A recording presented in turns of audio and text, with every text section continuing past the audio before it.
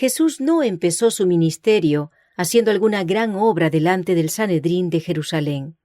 Su poder se manifestó en una reunión familiar, celebrada en una pequeña aldea de Galilea, para aumentar el placer de una fiesta de bodas. Así demostró su simpatía por los hombres y su deseo de contribuir a su felicidad.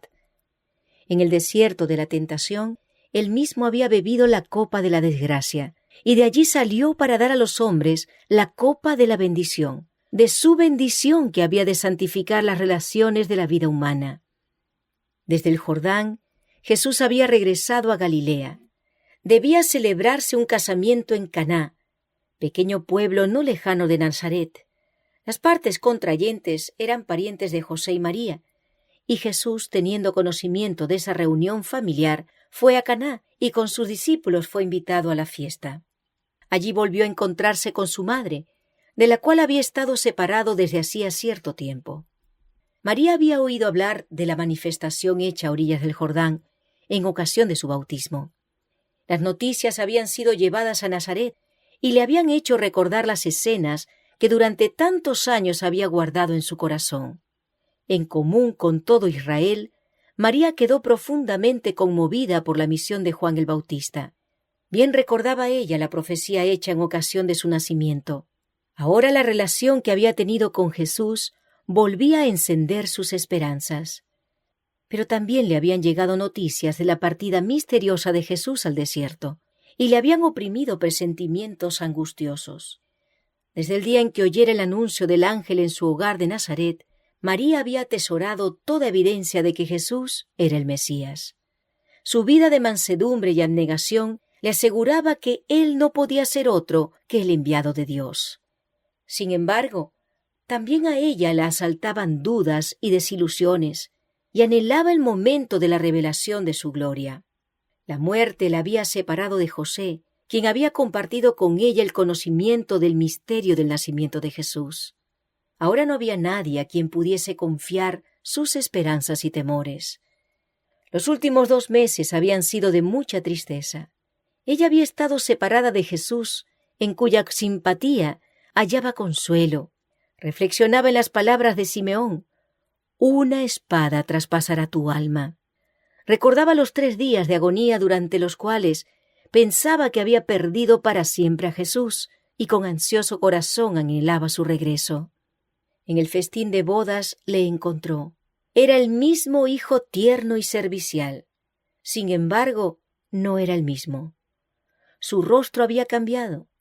Llevaba los rastros de su conflicto en el desierto y una nueva expresión de dignidad y poder daba evidencia de su misión celestial. Le acompañaba un grupo de jóvenes cuyos ojos le seguían con reverencia y quienes le llamaban maestro. Estos compañeros relataron a María lo que habían visto y oído en ocasión del bautismo y en otras partes, y concluyeron declarando: «Hemos hallado a aquel de quien escribió Moisés en la ley y los profetas». Al reunirse los convidados, muchos parecían preocupados por un asunto de interés absorbente. Una agitación reprimida parecía dominar a la compañía. Pequeños grupos conversaban en voz baja, pero con animación, y miradas de admiración se dirigían hacia el Hijo de María. Al oír María el testimonio de los discípulos acerca de Jesús, la alegró la seguridad de que las esperanzas que alimentara durante tanto tiempo no eran vanas. Sin embargo, ella habría sido más que humana si no se hubiese mezclado con su santo gozo un vestigio del orgullo natural de una madre amante. Al ver cómo las miradas se dirigían a Jesús, ella anheló verle probar a todos que era realmente el honrado de Dios. Esperaba que hubiese oportunidad de realizar un milagro delante de todos. En aquellos tiempos era costumbre que las festividades matrimoniales durasen varios días. En esta ocasión, antes que terminara la fiesta, se descubrió que se había agotado la provisión de vino. Este descubrimiento ocasionó mucha perplejidad y pesar. Era algo inusitado que faltase el vino en las fiestas, pues esta carencia se habría interpretado como falta de hospitalidad. Como pariente de las partes interesadas, María había ayudado en los arreglos hechos para la fiesta y ahora se dirigió a Jesús diciendo: «¿Vino no tienen?». Estas palabras eran una sugestión de que él podría suplir la necesidad. Pero Jesús contestó: ¿Qué tengo yo contigo, mujer? Aún no ha venido mi hora. Esta respuesta, por brusca que nos parezca, no expresaba frialdad ni falta de cortesía. La forma en que se dirigió el Salvador a su madre estaba de acuerdo con la costumbre oriental. Se empleaba con las personas a quienes se deseaba demostrar respeto. Todo acto de la vida terrenal de Cristo estuvo en armonía con el precepto que él mismo había dado: honra a tu padre y a tu madre. En la cruz, en su último acto de ternura hacia su madre, Jesús volvió a dirigirse a ella de la misma manera al confiarla al cuidado de su discípulo más amado. Tanto en la fiesta de bodas como sobre la cruz, el amor expresado en su tono, mirada y modales interpretó sus palabras. En ocasión de su visita al templo en su niñez, al revelársele el misterio de la obra que había de llenar su vida, Cristo había dicho a María: ¿No sabíais que en los negocios de mi Padre me conviene estar? Estas palabras fueron la nota dominante de toda su vida y ministerio. Todo lo supeditaba a su trabajo, la gran obra de redención que había venido a realizar en el mundo. Ahora repitió la lección.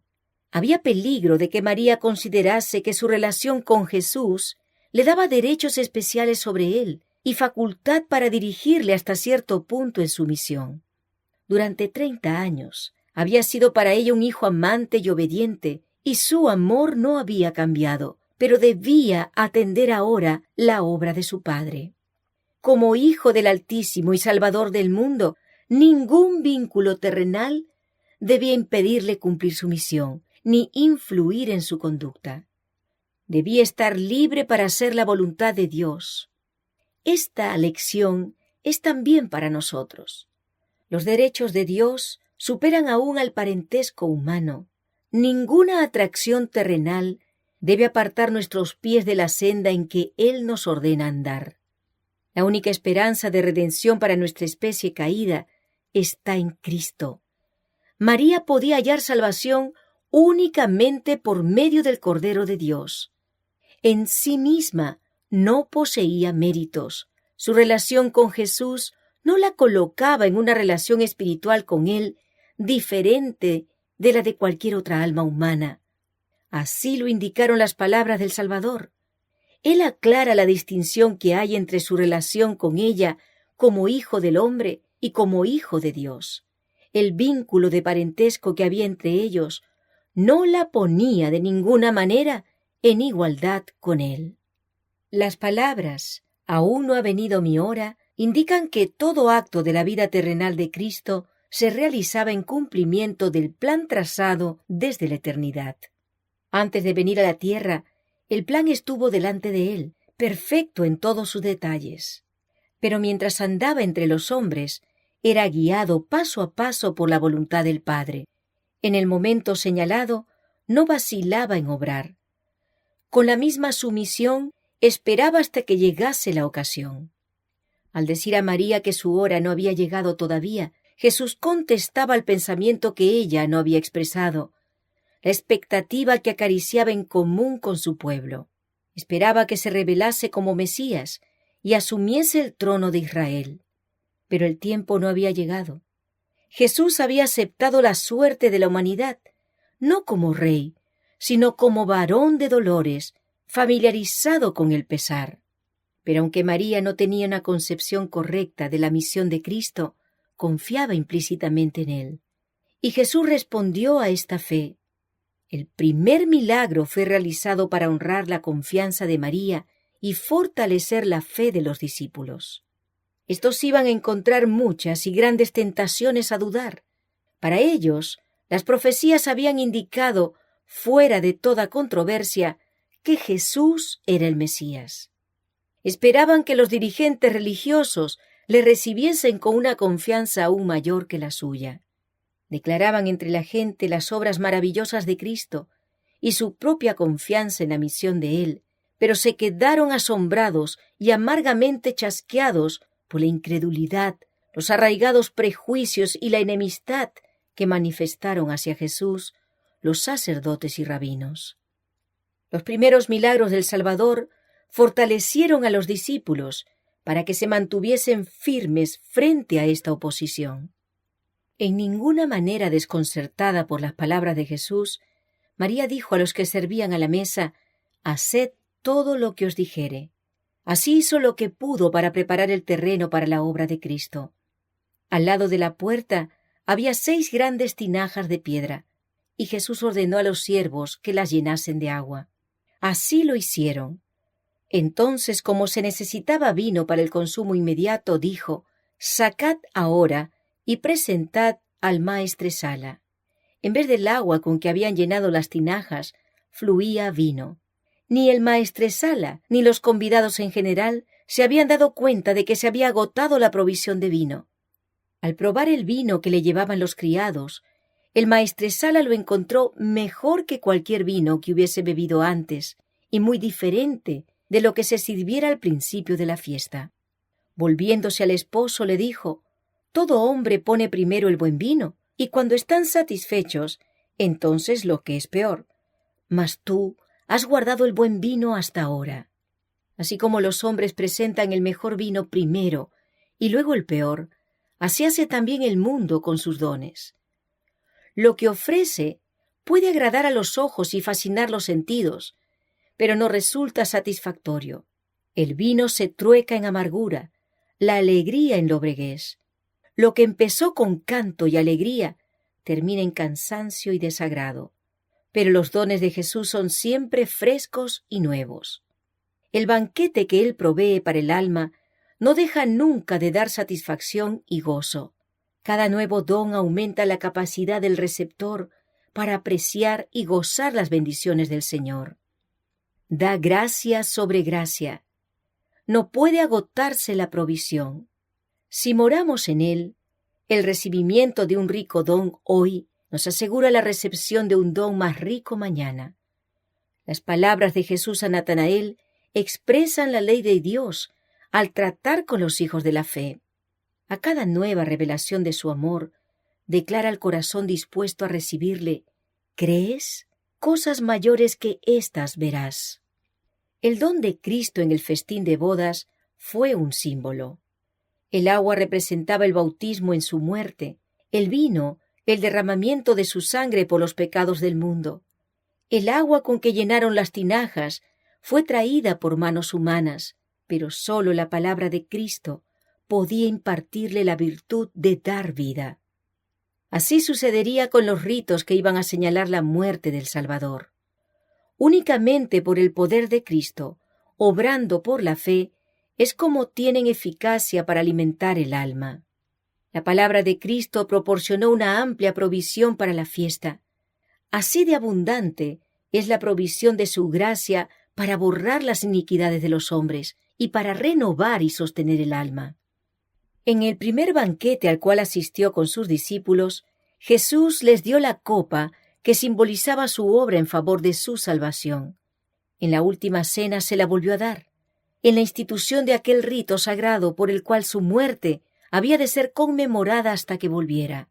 Y el pesar de los discípulos al tener que separarse de su Señor quedó consolado por la promesa de reunirse que les hizo al decir: «No beberé más de este fruto de la vid hasta aquel día, cuando lo tengo de beber nuevo con vosotros en el reino de mi Padre». El vino que Jesús proveyó para la fiesta y que dio a los discípulos como símbolo de su propia sangre fue el jugo puro de uva. A esto se refiere el profeta Isaías cuando habla del mosto en un racimo y dice: «No lo desperdiciéis, qué bendición hay en él». Fue Cristo quien dio en el Antiguo Testamento la advertencia a Israel: «El vino es escarnecedor, la cerveza alborotadora, y cualquiera que por ello errare, no será sabio». Y él mismo no proveyó bebida tal. Satanás tienta a los hombres a ser intemperantes para que se enturbie su razón y se emboten sus percepciones espirituales. Pero Cristo nos enseña a mantener sujeta la naturaleza inferior. Toda su vida fue un ejemplo de renunciamiento propio. A fin de dominar el poder del apetito, sufrió en nuestro favor la prueba más severa que la humanidad pudiese soportar. Cristo fue quien indicó que Juan el Bautista no debía beber ni vino ni bebida alcohólica. Él fue quien ordenó abstinencia similar a la esposa de Manoa. Y él pronunció una maldición sobre el hombre que ofreciese la copa a los labios de su prójimo. Cristo no contradice su propia enseñanza. El vino sin fermentar que él proveyó a los huéspedes de la boda era una bebida sana y refrigerante. Su efecto consistía en poner al gusto en armonía con el apetito sano. Al observar los huéspedes la calidad del vino, las preguntas hechas a los criados provocaron de su parte una explicación del milagro. La compañía quedó por un momento demasiado asombrada para pensar en aquel que había realizado esta obra maravillosa. Cuando al fin le buscaron, descubrieron que se había retirado tan quedamente que ni siquiera lo habían notado sus discípulos. La atención de la gente quedó entonces concentrada en los discípulos. Por primera vez tuvieron oportunidad de confesar su fe en Jesús. Dijeron lo que habían visto y oído al lado del Jordán, y se encendió en muchos corazones la esperanza de que Dios había suscitado un libertador para su pueblo. Las nuevas del milagro se difundieron por toda aquella región y llegaron hasta Jerusalén. Con nuevo interés, los sacerdotes y ancianos escudriñaron las profecías relativas a la venida de Cristo. Existía un ávido deseo de descubrir la misión de este nuevo maestro que de manera tan modesta aparecía entre la gente. El ministerio de Cristo estaba en notable contraste con el de los ancianos judíos. La consideración por la tradición y el formalismo que manifestaban éstos había destruido toda verdadera libertad de pensamiento o acción. Vivían en continuo temor de la contaminación. Para evitar el contacto con lo inmundo, se mantenían apartados no sólo de los gentiles, sino de la mayoría de su propio pueblo, sin tratar de beneficiarlos ni de ganar su amistad. Espaciándose constantemente en esos asuntos, habían empequeñecido sus intelectos y estrechado la órbita de su vida. Su ejemplo estimulaba el egotismo y la intolerancia entre todas las clases del pueblo. Jesús empezó la obra de reforma poniéndose en una relación de estrecha simpatía con la humanidad. Aunque manifestaba la mayor reverencia por la ley de Dios, reprendía la presuntuosa piedad de los fariseos y trataba de libertar a la gente de las reglas sin sentido que la ligaban. Procuraba quebrantar las barreras que separaban las diferentes clases de la sociedad, a fin de unir a los hombres como hijos de una sola familia. Su asistencia a las bodas estaba destinada a ser un paso hacia la obtención de este fin. Dios había indicado a Juan el Bautista que morase en el desierto, a fin de mantenerlo escudado contra la influencia de los sacerdotes y rabinos y prepararlo para una misión especial.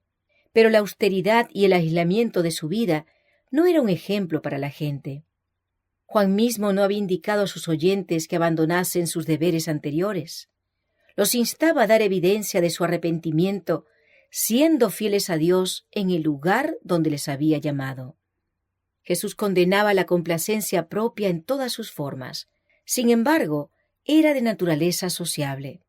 Aceptaba la hospitalidad de todas las clases, visitaba los hogares de los ricos y de los pobres, de los sabios y de los ignorantes, y trataba de elevar sus pensamientos de los asuntos comunes de la vida a cosas espirituales y eternas. No autorizaba la disipación y ni una sombra de liviandad mundanal manchó su conducta. Sin embargo, hallaba placer en las escenas de felicidad inocente y con su presencia sancionaba las reuniones sociales. Una boda entre los judíos era una ocasión impresionante y el gozo que se manifestaba en ella no desagradaba al Hijo del Hombre. Al asistir a esta fiesta, Jesús honró el casamiento como institución divina.